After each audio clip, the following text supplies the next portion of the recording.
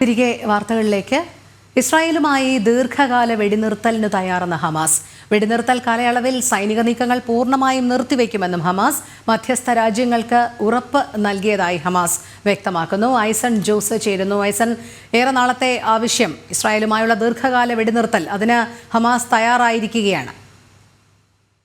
രോഹിണി, തീർച്ചയായും ഇക്കാര്യത്തിൽ ഒരു റിപ്പോർട്ടാണ് പുറത്തു വന്നിരിക്കുന്നത്. അതായത് ഈജിപ്തിനും ഖത്തറിനും ഈ പ്രശ്നത്തിൽ മധ്യസ്ഥം വഹിക്കുന്ന രണ്ട് രാജ്യങ്ങളായ ഈജിപ്തും ഖത്തറിനും നൽകിയ ഹമാസിന്റെ ഒരു രേഖയിൽ ഇക്കാര്യം ഉൾപ്പെട്ടിട്ടുണ്ട് എന്നൊരു വിവരമാണ് ഇപ്പോൾ പുറത്തു വന്നിരിക്കുന്നത്.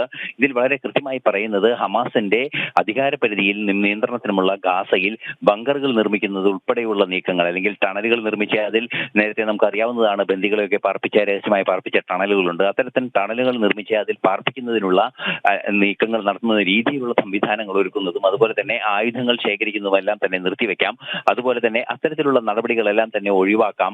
അതിന് കൃത്യമായ ഒരു ധാരണ ഉണ്ടാകണം എന്നാണ് ഇപ്പോൾ ഹമാസിന്റെ ഭാഗത്തു നിന്നൊരു നിലപാടുണ്ടായിരിക്കുന്നത്. നമുക്കറിയാവുന്നതാണ്, ശക്തമായ നിലപാട് അമേരിക്കയുടെ ഭാഗത്തു നിന്നും, അതുപോലെ തന്നെ ഇറാനെ ആണവ നിരായുധീകരണം നടത്തുന്നതിന് ഉൾപ്പെടെയുള്ള നീക്കങ്ങൾ നടത്തുന്നതിന്റെ ഒരു പ്രതിഫലനം കൂടിയാണ് ഈ കാണുന്നത് എന്നാണ് മനസ്സിലാക്കാൻ സാധിക്കുന്നത്. ഈജിപ്തിനും ഖത്തറിനും നൽകിയ മധ്യസ്ഥ രാജ്യങ്ങൾക്ക് നൽകിയ ഈ ധാരണയുടെ ഒരു പകർപ്പിന്റെ വിശദാംശങ്ങളാണ് ഇപ്പോൾ പുറത്തു വന്നിരിക്കുന്നത്. ഇത് പറയുന്നത്, ഗാസയുടെ പുനർനിർമ്മാണത്തിന് ആവശ്യമായ നീക്കങ്ങൾ നടത്തുകയാണെങ്കിൽ അധികാരം വിട്ടൊഴിയാം, അല്ലെങ്കിൽ ഗാസയുടെ നിയന്ത്രണം വിട്ടൊഴിഞ്ഞ് അതൊരു സംവിധാനത്തെ ഏൽപ്പിക്കാം എന്ന ഒരു നിലപാട് കൂടി അറിയിക്കുന്നുണ്ട്. പക്ഷേ ആ സംവിധാനം എന്ന് പറയുന്നത് പാലസ്തീന്റെ നേതൃത്വത്തിലുള്ള ഒരു വിദഗ്ധ സംഘം, അതായത് സാങ്കേതിക വിദഗ്ധരുടെ ഒരു സംഘമായിരിക്കണം എന്നൊരു ആവശ്യമാണ് ഹമാസ് മുന്നോട്ട് വെക്കുന്നത്. ഇക്കാര്യത്തിൽ ഏത് രീതിയിലാണ് അമേരിക്ക ഉൾപ്പെടെയുള്ള രാജ്യങ്ങളും ഇസ്രായേലും പ്രതികരിക്കുക എന്നത് കാത്തിരുന്ന് തന്നെ കാണേണ്ടതുണ്ട്.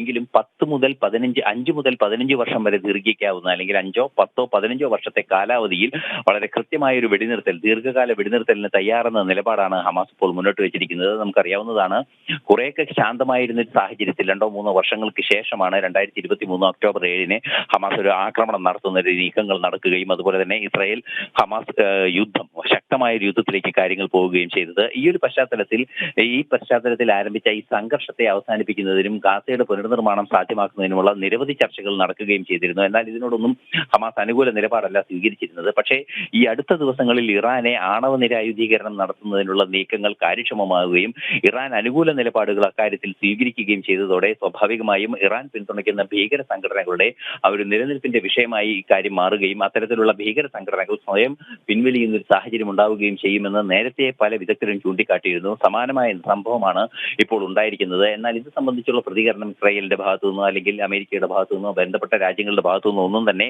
ഇതുവരെ ഉണ്ടായിട്ടില്ല എന്നൊരു യാഥാർത്ഥ്യം കൂടി നിലനിൽക്കുന്നുണ്ട്. നിലവിലെ സാഹചര്യത്തിൽ ദീർഘകാല വെടിനിർത്തലിന് തയ്യാറെന്ന ഹമാസ് മധ്യസ്ഥ രാജ്യങ്ങളെ കൃത്യമായി അറിയിച്ചിരിക്കുന്നു. അത് 5, 10, 15 വർഷം നീളുന്ന ധാരണയ്ക്ക് തയ്യാറാണ്. ആ ധാരണയുടെ കാലയളവിൽ ഇത്തരത്തിൽ ടണലുകൾ നിർമ്മിക്കുകയോ, അല്ലെങ്കിൽ സൈനിക നടപടി, ഹമാസിന്റെ ഭീകര സ്വഭാവമുള്ള ഒരു സൈനിക നടപടിയാണ് എങ്കിൽ കൂടി ആ മിലീഷ്യയുടെ നീക്കങ്ങളെല്ലാം തന്നെ, ആക്രമണങ്ങളെല്ലാം തന്നെ നിർത്തിവെക്കാമെന്നൊരു നിലപാടും അറിയിക്കുന്നുണ്ട്. എന്നാൽ ബന്ദികളുടെ മോചനം സംബന്ധിച്ച് കൃത്യമായ ഒരു നിലപാട് ഇതുവരെ അറിയിച്ചിട്ടില്ല എന്ന ഒരു യാഥാർത്ഥ്യം കൂടി നിലനിൽക്കുന്നുണ്ട്. ഈ ഒരു പശ്ചാത്തലത്തിൽ തുടർ ചർച്ചകൾ മുന്നോട്ട് കൊണ്ടുപോവുക ഏത് രീതിയിലായിരിക്കുമെന്ന് കാത്തിരുന്ന് കാണേണ്ടതുണ്ട്. എന്തു തന്നെയായാലും ഇറാനെ നിരായുധീകരിക്കാനുള്ള അമേരിക്കയുടെ ആണവ നിരായുധീകരണം ഇറാന് നേരെ നടപ്പാക്കാനുള്ള അമേരിക്കയുടെ നീക്കം ഫലം കാണുന്നു എന്നതിനെ കൃത്യമായ തെളിവുകളായി നമുക്ക് കണക്കാക്കാവുന്നതുമാണ്. അതെ, ഐസൺ തുടരുക. മറ്റൊരു വാർത്തയുടെ വിവരങ്ങൾ കൂടി ഐസണിൽ നിന്നും തേടേണ്ടതുണ്ട്.